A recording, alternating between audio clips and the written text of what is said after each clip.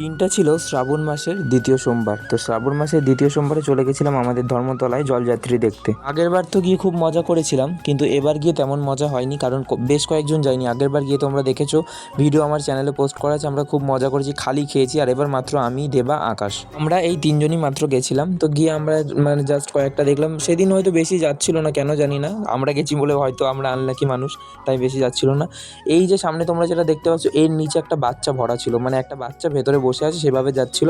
আমি হুট করে ক্যাপচার করতে পারিনি। বাচ্চাটাকে দেখে আমি পুরো মুগ্ধ হয়ে গেছি, অবাক হয়ে গেছি, তাই পট করে আমি ক্যাপচারটা করতে পারিনি, জাস্ট পেছন থেকে ক্যাপচার করেছি। আরও যে বাঘগুলো আমরা দেখেছি সেগুলো তোমাদের সাথে ছোট ছোট ক্লিপের মাধ্যমে তুলে ধরার চেষ্টা করলাম। কেমন লাগছে বাঘগুলো অবশ্যই কমেন্ট করে জানাবে। আমি এই ভিডিওটা পোস্ট করলাম অ্যাজ এ মেমোরি, যেহেতু আগেরবারেও আমার বাঘ দেখতে যাওয়ার সময় ভিডিওটা পোস্ট করা আছে, ভাবলাম এবারেও একটা ভিডিও পোস্ট করে রাখি। প্রত্যেক বছর যখন আসবে আমার মেমোরিতে, তখন আমার খুব ভালো লাগবে আর মনে পড়বে যে হ্যাঁ, ওই টাইমে ওটা করেছি। তো তাই জন্যই ভিডিওটা পোস্ট করা। তো যাই হোক, ভিডিওটা কেমন লাগলো অবশ্যই কমেন্ট করে জানাবে। আজকের মতো টাটা, দেখা হচ্ছে পরের ভিডিওতে।